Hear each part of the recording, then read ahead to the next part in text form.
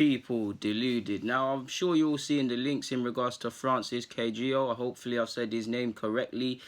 For those who don't know, long-serving Arsenal scout, been here for 20 years. I know it's a bit of a joke how Arsenal have been linked with Ronaldo, Messi, and just about any player we've tried to sign. And Wenger gets a lot of credit for it, when in reality, he did look at these players, but Francis did as well. He's been here for 20 years, obviously helped play a part in getting people, he's of Spanish descent, he is Spanish, so it's no coincidence how he was involved in getting Cesc Fabregas, in looking at PK, obviously Lauren, and depending on how you look at it, Hector Bellerin. I say depending on how you look at it because clearly he knew who Hector Bellerin and John Torre was, and he actually tried to sign Messi. But focusing on Bellerin, if you remember, when he was playing for Barcelona, they played in the Night Cup, which was at Old Trafford at the time, which is in front of a whole load of English scouts. So I don't know if it was just him who found them, but either way, 20 years at this club, former player, he's done some good work. He lives in Portugal.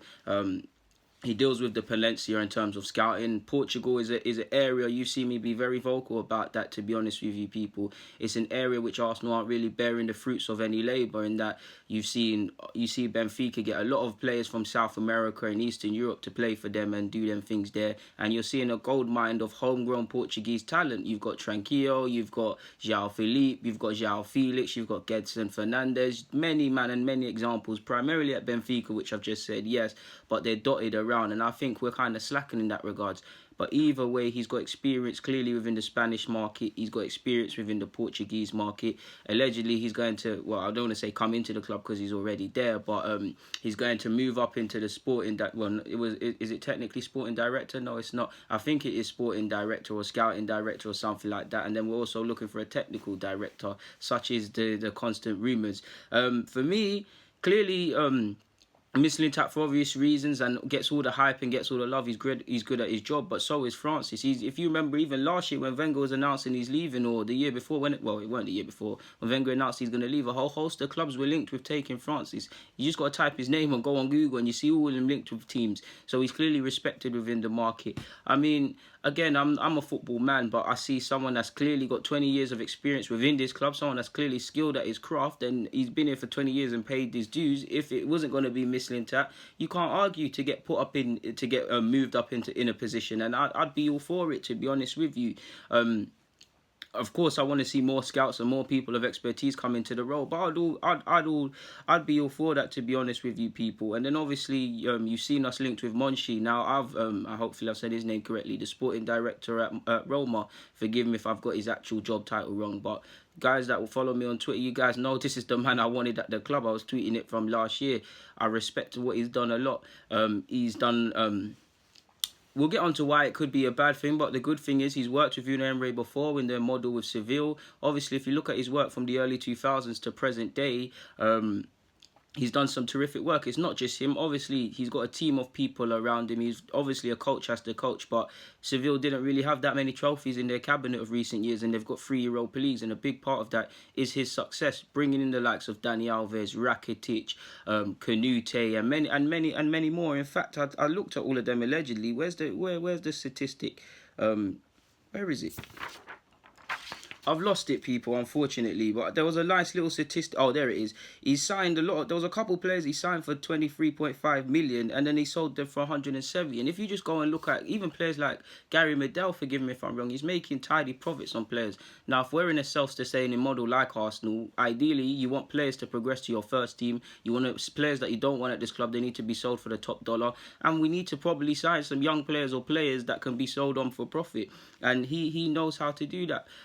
As one thing I like about Monchi as well is he's very intense. At one point, I was reading an article. He has over 250 reports on players and targets. Obviously, one interesting thing I saw from a couple of reports I read on him, and which I'm going to try and implement, is that he has a team of a lot of people, but for the first half of the season, they kind of watch watch the leagues, watch all the leagues and see what's going on. And then as it goes on, they kind of make a first team 11 of sorts of the respective leagues, and they take it from there. And I felt that was very fascinating. So he's a meticulous planner. One thing I like about him as well is that obviously in today's market, We don't have the edge in that. Wenger had the edge over. He knew the French market, or Fergie might have been able to do certain things. Now it doesn't matter if you're knowledgeable in a certain market or you don't know what you're doing. If Arsenal go and look at a young French player playing for Marseille or something like that, the other big top six rivals are gonna come and look at it, and we're gonna do the same for any other clubs. We're gonna do the same. So the point is, finding targets is just half the job. We know we need to get deals done, and you look at many examples. Arsenal have found identifying targets or talent has never been an issue. It's getting the targets over the line. And if that isn't, ideally you'd want us to improve in that aspect, and we brought some people in who can do that. But the flip side is you will miss out on targets. And one impressive thing about Monchi is he's very skilled at plan B. When they were looking for Canute, or when they signed Canute for Seville, they were actually assessing the Brazilian Fred. When they were looking to sign Keita for Seville, obviously he went on to play for Barcelona, they were actually looking at Kevin Prince Boateng. Ironically, just signed for Barcelona. So you see it, people. That's what I like to see. Obviously, I want us to get our first targets, but contingency plans is a big thing. He's got a wealth of knowledge and a wealth of experience. Now, in regards to his Roma job, from what I see from an outsider looking in, I watch Roma sporadically. I like how they play. I see Kluivert coming into the club. I see Shenji Zunda, the young Turkish lad, bad boy footballer. Love him at this club. Kluivert and Zonzi came into the club in terms of he might not be young, but identified what they kind of needed. Pellegrini, I think he was technically Roma's player and he went to Sassuolo, but he came back into the club. Zanolio as well, I think something happened with his dealing. Forgive me if I'm wrong. So you're seeing what he's good at identifying targets. Now I say I'm an outsider looking in, because when I look at what Roma fans are saying and stuff, they actually are not quite fond of him to a degree. Again, I'm not saying all of them. I'm just saying him. I'm just saying a couple. I like, this is a sort of man you want at your club, especially if Mislintat's gone and we need to get someone else in. Now, obviously, if you factor in Cagigao and obviously Monchi, it sounds great. We've got two, obviously they're more or less scouts, but it's two different roles and two different job titles. They've got expertise, and you could see how it works. So you could see how this could shape up in that we could become a Seville 2.0. We could be moving from France to becoming Spain. Those of you who know Vieira, Petit, all the French players we've had now moving to Spain. And obviously when you've got quite a few fellow countrymen in one spot, obviously they come from different regions of Spain and different ways of working and stuff, but they more or less get each other, get ways of working and things like that. So that means potentially Sanye, Monchi, if he does come, it's just paper talk at this moment in time. Cagigao, 3 Spanish men, well, three at the base level, and then you've obviously got Unai Emery. Wait, let me check that's right. Cagigao, Monchi, Unai Emery and Raul Sanye. So yeah, there's about 4 of them in it, all singing from all obviously one below the other. They're all singing from the same hymn sheet. Unai Emery would get someone he can kind of trust in the opinion of Monchi. Obviously, Raul Sanye has his way of doing things, and I've already spoken about how he potentially won the Battle of War when you consider that Ivan Gazidis, we know he was going to leave, and Mislintat wanted power, but two of the 3 selection process team that helped bring Unai Emery to the club have departed in less than 9 months. So he's kind of, I wouldn't say he's afforded the luxury of moulding the club into his own image, because it's not his club, it's Stan Kroenke's and things like that. But he's been afforded that sort of thing. So you can see how this sort of shapes up how we could be becoming Seville 2.0, in which it would be a decent model. If we did become that, we'd be bringing in skilled individuals, we'd be selling players on for profit. I would love to win the Europa Leagues they won. But one thing that concerns me as well is that when you speak about Monchi and Unai Emery and the good times at Seville, fantastic achievement to win 3 Europa League titles. But when you look at the domestic campaign, forgive me if I'm wrong, it does feel, I wouldn't say concern, but it does bring, you could see the similarities potentially. He finished, Unai Emery in his 3 years there, forgive me if I'm wrong, he finished 5th twice and then 7th. The year he finished 7th was 2015-16, and they didn't win away from home. Now, forget all of that. If we just look at 7th, 5th and 5th, and you look at Arsenal, out of the top 6, of course we want to be in the top 4. Worst comes to us, we don't want to come last out of the top 6 places. But you could probably see how we can come 5th and 6th. So you can kind of see the similarities.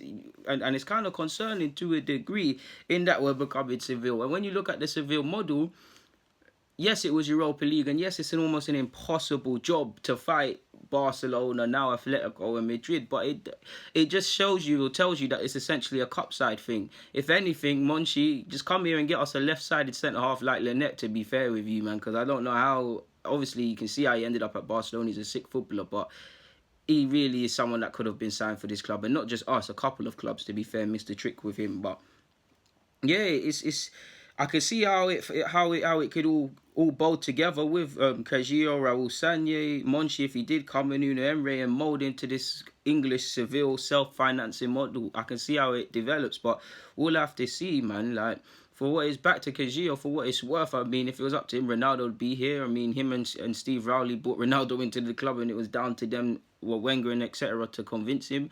But it is what it is, man. Obviously, we'll get bantered for all of these maybe signings and things like that. But if someone can identify these sort of talents, not just the star talents, players that can come and do a job, we need that, to be fair. I know he gets a lot of praise for Santi Cazorla and Alexis Sanchez, or unearthing them for Arsenal, but how do you quantify that? Alexis Sanchez was a household name. We all knew about him and all wanted him. Santi Cazorla the same as well. We did try for a couple of years before we actually got Santi to come to this club.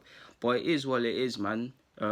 We could be becoming Seville 2.0 if this was to happen, to be fair with you. But what more can I say? Allegedly, for what it's worth, Monchi's, well, if you believe, or I cannot say his name, I've probably just been butchering his name. But for what it's worth, if you look at Dave Ornstein's Twitter, the sort of oracle or mouthpiece, allegedly, some people label him as, for Arsenal, he said that he's on a shortlist. So, yeah, obviously there's been a lot of links with Overmars. Overmars is obviously a former Arsenal man. He knows how it gets done. From what I read of his time in Holland in his current role, it's a bit mixed. But considering that he works for a club which have to consistently sell players, you look at De Jong and Delight that could be sold, and their scouting team. There's also some excellent scouts that they've been scouting finds that they found at Ajax. So if he can bring through that level of expertise, it'd be good as well. And obviously Ajax and Arsenal are two different clubs, but they're more or less self-financing in that Ajax are selling on players continuously, or eventually going to have to sell on players and keep recycling. Them sort of skills can be transferable to Arsenal and enable us to help with our self-financing. But it is what it is at this point. I don't really have anything else to add. I think I've said everything. So on that note, I'm going to get out of your hair, people. So people, deluded. Stay safe, stay deluded, deluded nation. Comment, subscribe, like the vid, share it out for me. I'm out, people.